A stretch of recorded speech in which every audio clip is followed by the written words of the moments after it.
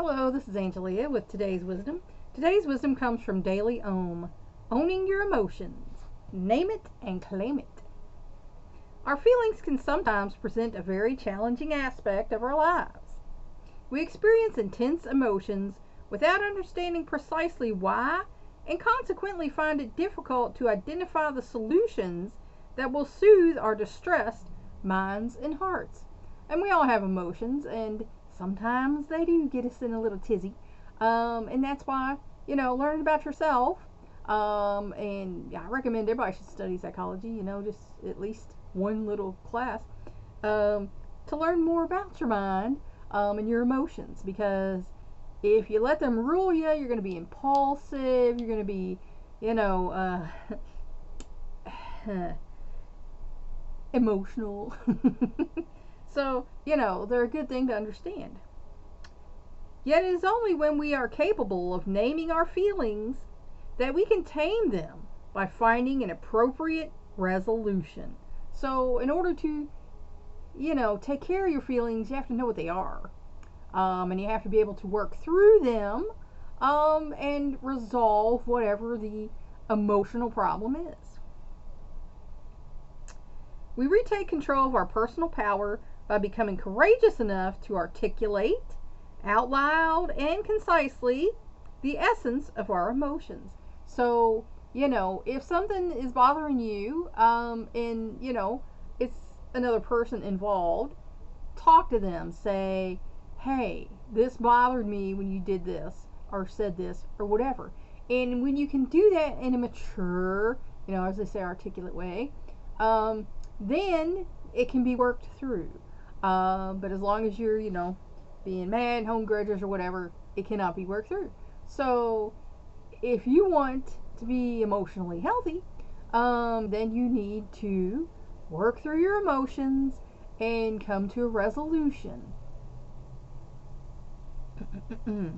Our assuming ownership of the challenges before us in this way empowers us to shift from one emotional state to another. We can let go of pain and upset because we have defined it, examined the effect it had on our lives, and then exerted our authority over it by making it our own. And this is a problem that a lot of people have. Life is not going to be easy. There are going to be challenges in your life. And if you let them all overwhelm you, then you're just going to stay overwhelmed. You got to be able to work through stuff, and you got to be able to shift from one emotion to another. Now, women are usually better than that than men are, because men are modal, and we have 3 times the connection in our corpus callosum. Both sides of our brain talk to each other about 3 times faster than man's. So we have a little edge on that one. Sorry, guys. Sometimes life causes us pain. Sometimes people cause us pain, and we get upset. And once we can say that and define this is why I'm feeling this way, it's easier to work through that. I'm trying to not sneeze here and it's not working great. But stuff does affect us. But you have to remember you're in charge. You're in charge of your life. It used to be people believe that fates, or some people still believe that God's in charge of every little detail. I don't believe that. I don't believe God micromanages. I believe God puts it out there. He has a plan. But what's going to happen is going to happen. But the details are up to you. I don't believe he's a micromanager. I believe he just lays it out there, and then you take care of the details. And eventually it's going to be how he wants it to be.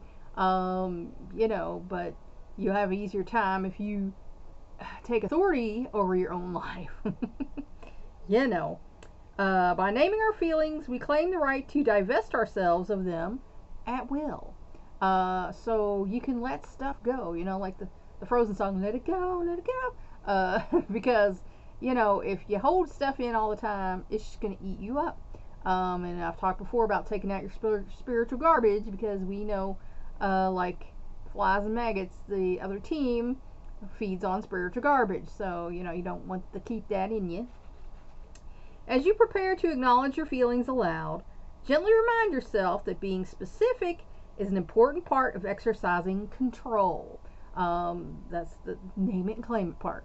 I felt this because, and yeah, that was my deal.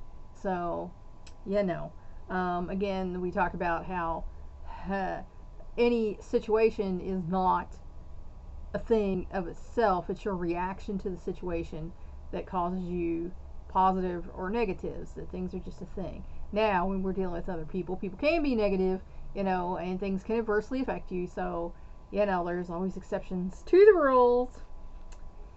Whatever the nature of your feelings, carefully define the reaction taking place within you.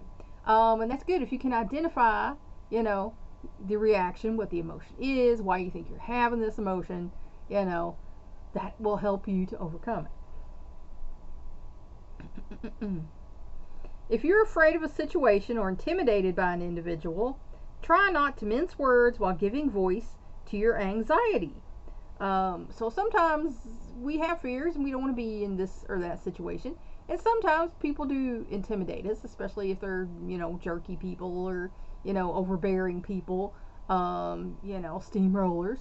And we might not feel we can talk to these people because we feel like they're going to come at us, or basically would do no good. As, like I said, I know some people who are narcissistic sociopaths, and it would do me no good to try to tell them anything because, it's all about them and, that's their little world.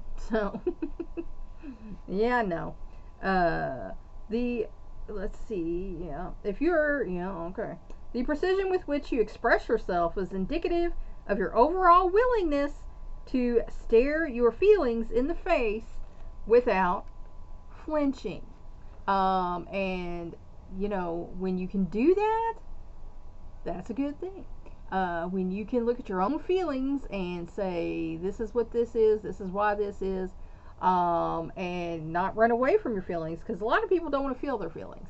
They have some mental wounds or mental problems that they don't want to face, so they want to, talk about their feelings. They just want to do what they want to do, and they don't want to deal with their feelings, and that's not healthy. Naming and claiming cannot always work in the vacuum of the soul because, sometimes we feel how we feel. And especially if, you have a mental disability or mental illness, naming and claiming it ain't going to take care of that. There may be times in which you will find the release you desire only by admitting your feelings before others. And that's usually with the person involved. You don't have to tell everybody your business, and you shouldn't tell everybody your business, your personal stuff. When this is the case, your ability to outline your feelings explicitly can help you ask for the support, aid, or guidance you need without becoming mired in the feelings that led you to make such an admission in the first place. And like I say, if you're going to talk to people about stuff, make sure you can trust who you're talking to. I've been in situations before where, someone act like they were my best friend in the world. And then they turn around and stab me in the back, and then you're like, wow, I wouldn't have done that to you, but, thanks for doing that to me, you jerk. So if you're going to talk to people about your internal stuff, make sure it's somebody you can trust. And if you don't have anybody in your circle that you can trust, go talk to a counselor. It's what they're there for. When you have moved past the apprehension associated with expressing your distressing feelings out loud, you may be surprised to discover that you feel liberated and lightened, and you will. And when you take that garbage out, you can breathe. You have a lot lighter time in life. This is because the act of making a clear connection between your circumstances and your feelings unravels the mystery that previously kept you from being in complete control of your emotional state. And I know there have been things that happened to me in the past that have affected my emotional state. I have trust issues. I have a very strong reaction to being treated badly, meanly, abused in any way. So I know where my triggers are, and I know when they're triggered, stuff might happen. So, I know how to deal with these things. But it wasn't easy. I had to learn it. I had to go to counseling. Like I said, I went to therapy for a few years, went to group for a few years. get my stuff straight, because I knew it wasn't straight. To give voice to your feelings, you must necessarily let them go. And that's the thing, letting go. Because some people don't want to let go. They like holding on to those feelings, especially, there are people who have mental illnesses who they like that. That gives them a chemical rush in the brain and they enjoy it. And there are people who are just basically not happy people and they want to make other people miserable. So, you have to be in charge of yourself. And even if other people trigger you, you have to be like, yeah, well, that's their baby, not mine. Your circus, your monkeys. In the process, you naturally relax and rediscover your emotional equilibrium. And that is the important thing, because life and circumstances and people are going to knock you off balance sometimes, and you have to be able to center and get your head together and keep walking.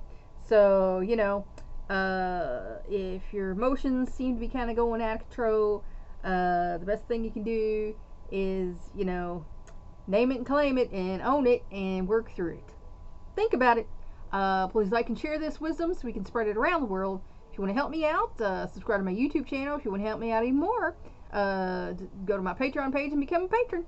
That's all for now. Until next time.